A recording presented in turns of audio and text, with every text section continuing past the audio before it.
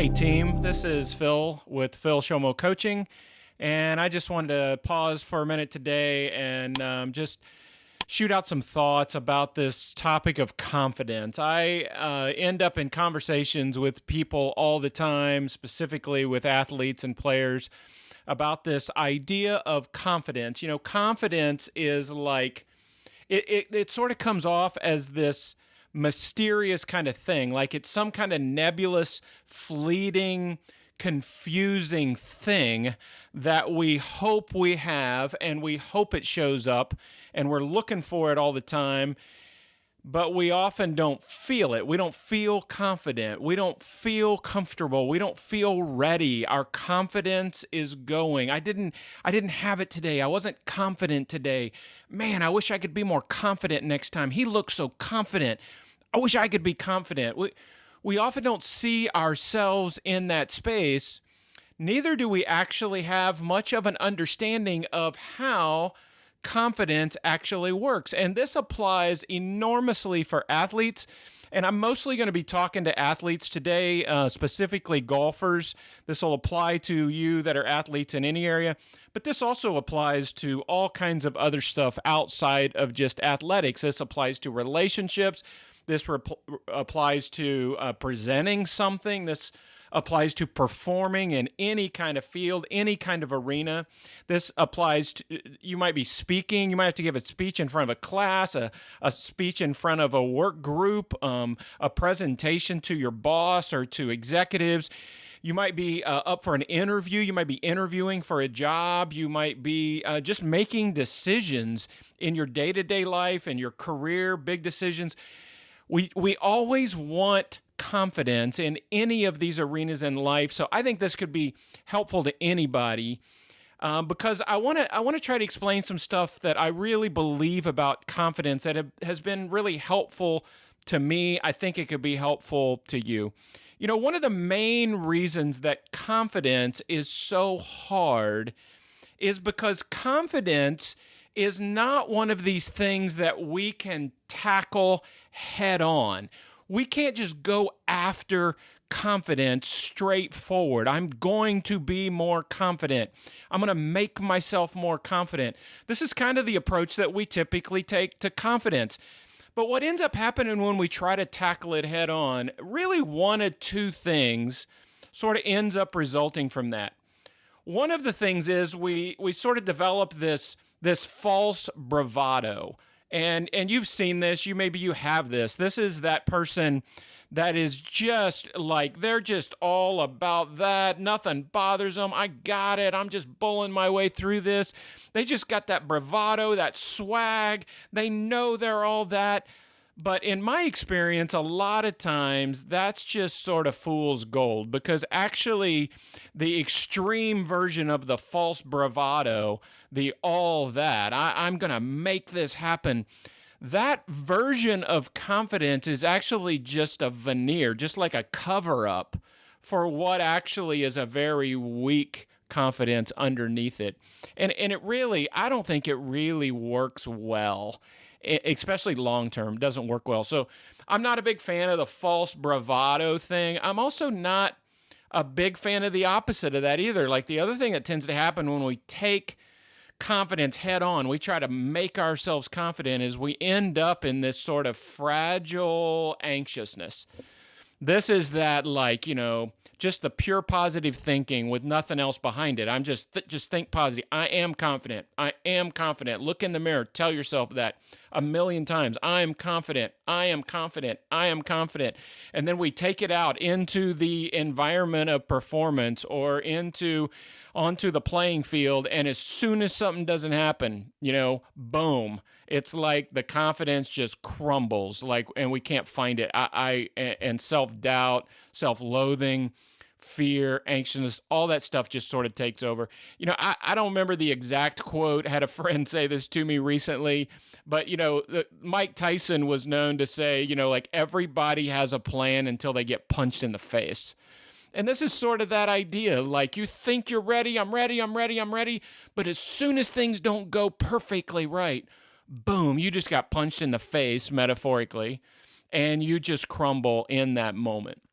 But, you know, My experience with confidence is that confidence, it really isn't something we tackle head on. Confidence is more like growing fruit than it is like something we force our way into. Growing fruit is a process, is a journey. I mean, could you imagine standing right by an apple tree and just yelling at the apple tree to produce fruit? Come on, apples, get going, apples. I mean, like, that would just be absurd, because fruit doesn't work just by yelling at it, being positive with it, being forceful with it. You don't grow fruit that way. And you actually don't grow confidence that way either.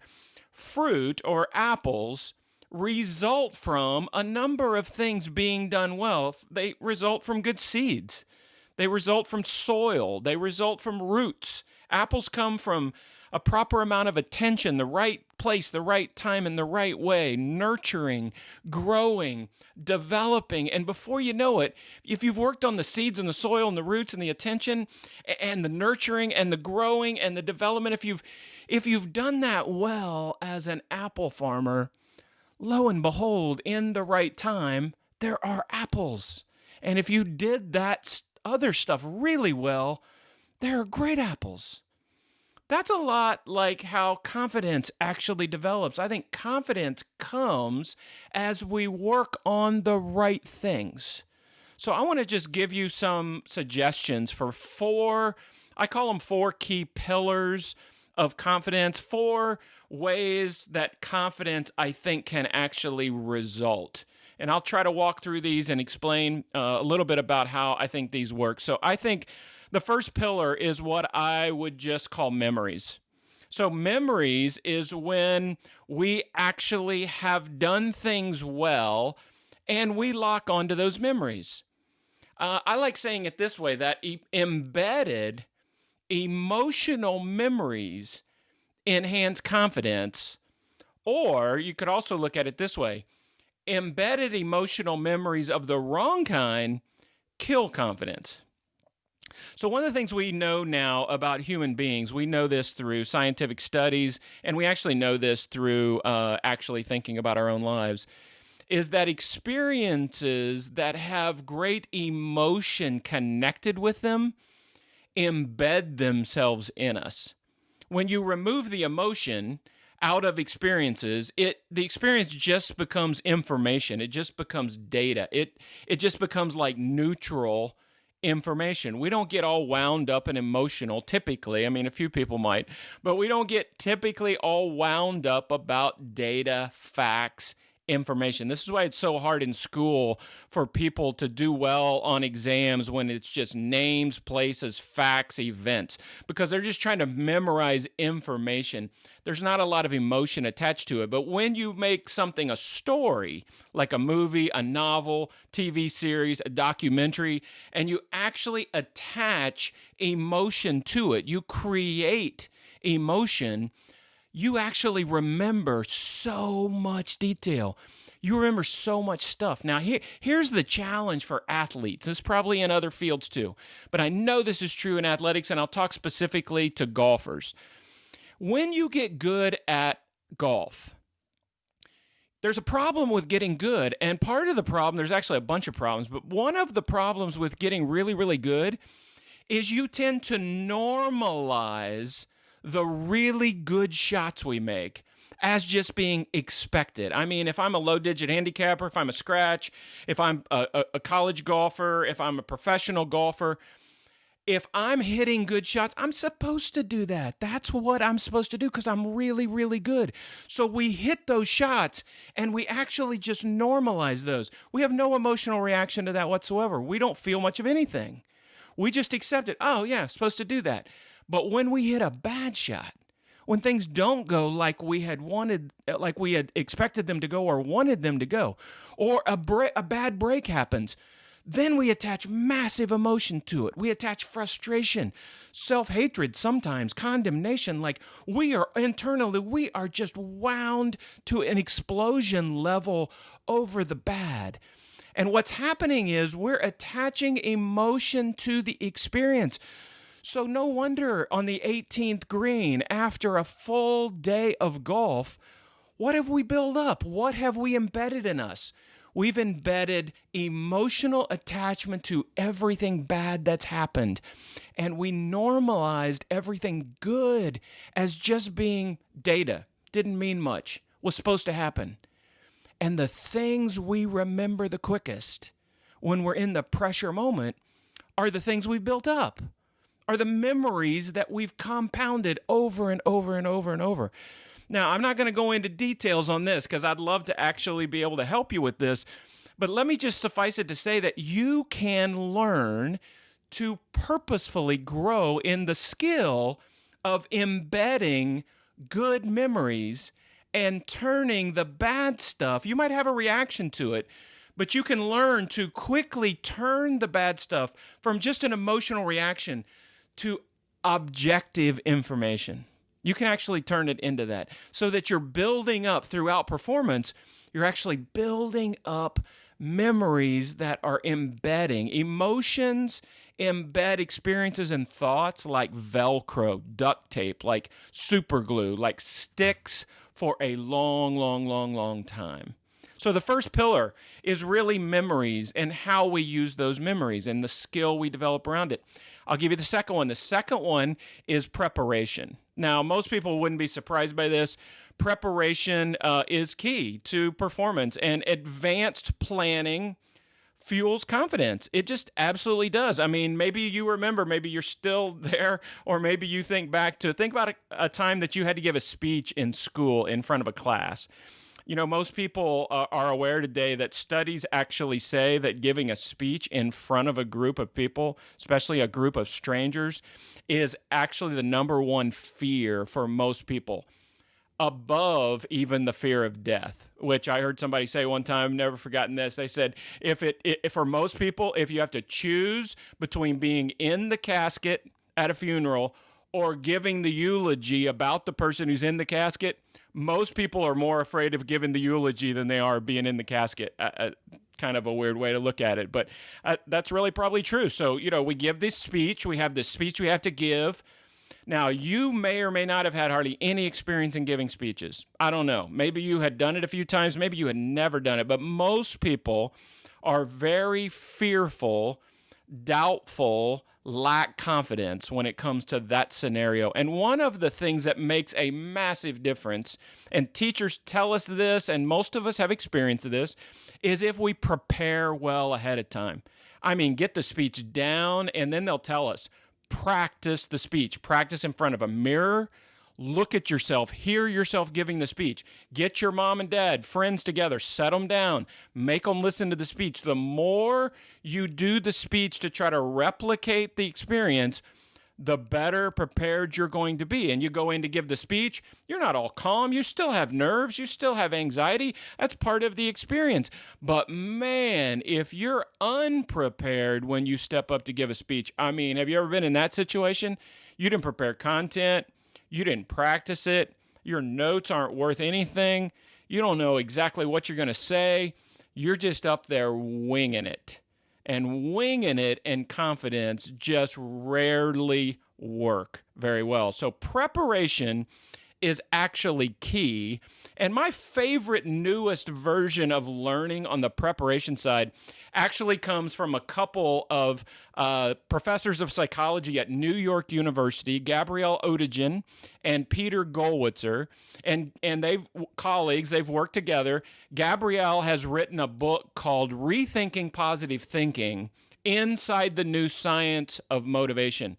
And basically what Gabrielle has discovered through about 20 years of research with Peter and others in this field is that there is a way to prepare which includes positive thinking, but doesn't just solely depend on positive thinking, that actually enhances the performance. It can actually double the odds that you will perform well in any given situation. This has been studied in depth, all kinds of different arenas, from education to health to career to relationships, to interviews to speeches, and even somewhat in athletics, but I don't think nearly enough. But what Gabrielle has come up with is a simple 4-step preparation tool beforehand that's called WHOOP, WOOP. It's not the same whoop, WHOOP, that all the PGA Tour guys are into and even having to wear mandatorily during the COVID time. This is WOOP. You can look this up. And WOOP, W-O-O-P, is a 4-step planning process for something you're going to be doing, something you want to achieve, something you want to do well in. The W stands for wish. You start out talking about what you wish for the outcome to be. It's kind of like goal setting. This is my dream. This is my hope. This is what I want I want it to be. And then the first O is outcome. If I can get that wish, that outcome would be what? That it would serve me to do this, to accomplish this, to feel this. The W and the O is very positive. Wish and outcome. And then she encourages us to do what the social scientists call mental contrasting. And the mental contrasting is after wish and outcome, we actually are to ask a hard question, maybe a brutally hard question for some of us. Here's the question, what are the likely obstacles? That's the second O, W-O-O, obstacles. Wish, outcome, obstacles. And the obstacles is this. I'll finish the question. What are the logical or possible or realistic obstacles in me that are likely to get in the way, cause a problem, throw me off track in this performance? What is it in me? Now, it can be an external circumstance that causes this reaction in me. So you start out with wish, outcome, you get specific about those, then you talk about obstacles beforehand. What are the potential obstacles? And then the P, you build a plan. And the plan, according to Peter Gollwitzer, who's an expert on this, it's called implementation intentions, is what social scientists call it.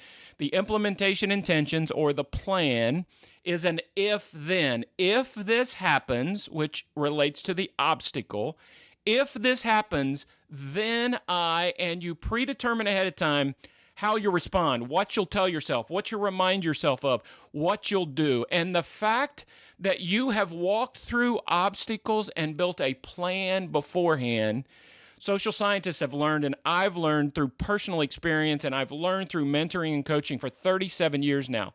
When you predetermine a plan, number one, when you're in the middle of it and something happens and you start to have that reaction, you're not surprised by it. You're not shocked by it. You're not thrown off by it. And most of us hate things happening that we hadn't planned for.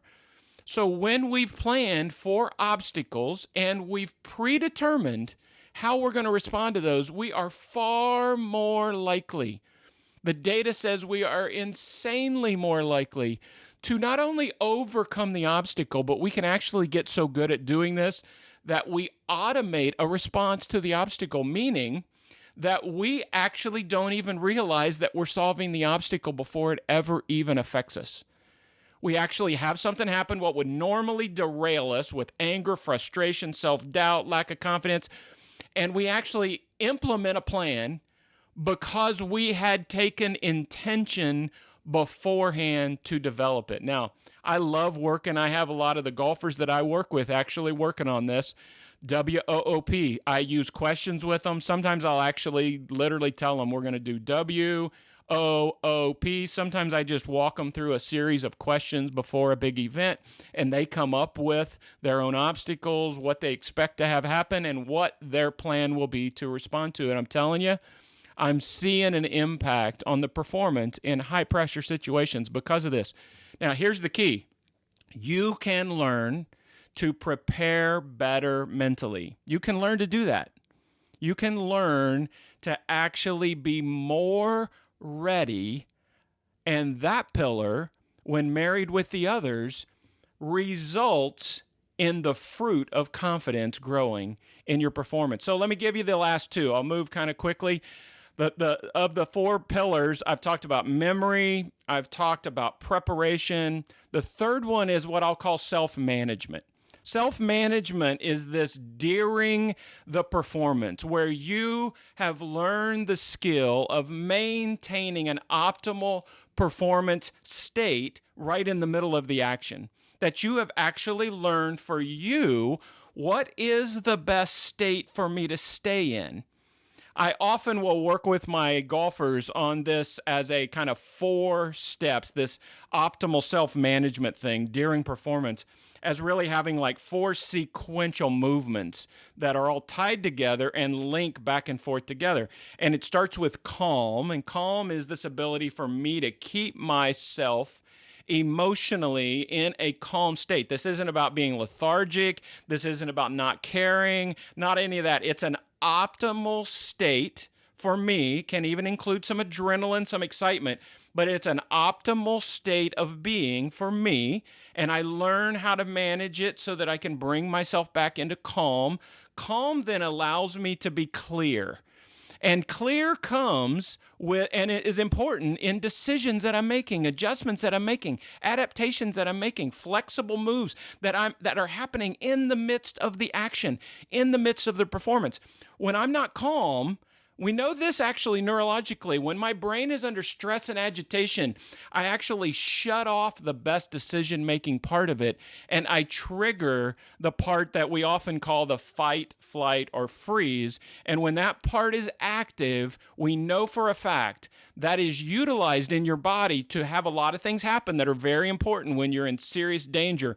But those things are terrible when you're in the middle of athletic competition or any other experience where you're needing to perform well, really. Because that kind of move in our brains creates a fuzzy kind of thinking, a foggy kind of thinking. And instead of seeing possibilities clearly and evaluating pros and cons, risk and rewards, and making a solid decision, what we end up doing in that space is we end up going with whatever decision looks like the best one to us, because it's the only one we can see. And this is often why in performance we will ask, why did you do that on that particular hole? And the answer is almost always, I don't know. I have no idea. I don't know. And the real truth is we don't know. We did it because at the time it was the only decision we could make because there was no calm, which meant there was no clear. And when there's calm that leads to clear, we make better decisions. And when we're clear, we can be committed to the decisions we make because they were clear and we believe in them. When we're agitated and full of tension and we end up making a non-clear decision, a really bad decision, commitment never happens. Because we have self-doubt. We're agitated. We're jumpy. We're irritable. We can't believe it looked like the right thing to do, but deep inside, we're not convinced. We're not convinced it is the right thing, so we give a half-hearted commitment to it. And half-hearted commitments in athletics just never turn out well in the long run. So I always talk about how calm leads to clear, clear leads to committed, and committed actually opens the door to confidence. When I'm making calm, clear, committed decisions, I actually believe in it. I believe in what I'm doing.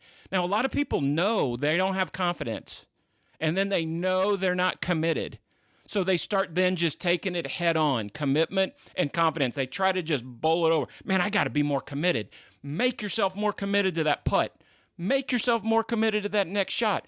But again, if calm and clear are not preceding it, we're actually fighting a losing battle. So where we need to get to is to go back to, am I clear and am I calm?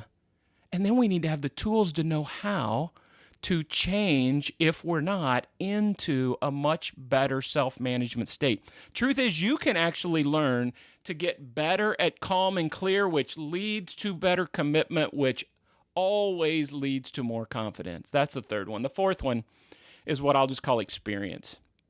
Everybody knows this. The more experience you have at something, the better chance you have at being confident. But this is often also very misunderstood. I think it was Andy Stanley, who pastors North Point Church in Atlanta, Georgia, who I first heard say that experience does not make you wiser. He said evaluated experience makes you wiser.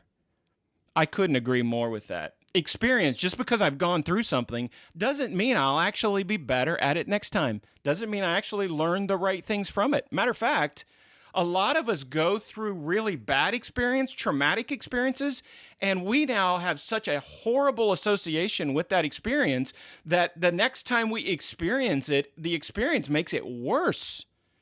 This is why golfers, for example, have on whatever course they play, if they play it often enough, they have holes that they do not like. They're not comfortable on them. They dislike them. They can't stand them. They actually sometimes dread them.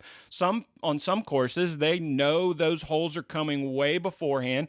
PGA Tour talks about this when they play at TPC Sawgrass, the Island Green number 17, which is usually nothing more than a wedge or a 9-iron, not even a difficult distance.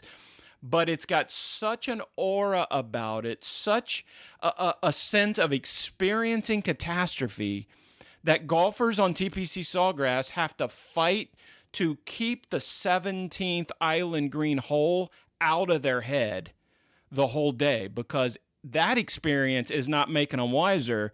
That experience is making them more fearful. And experience can actually go either way. Experience can actually make us worse next time, or experience can make us better next time. And what's the difference? I mean, really, what is the difference between experiences that actually increase our anxiety and fear of it happening again or coming around again versus experiences that actually make us wiser, smarter, more discerning?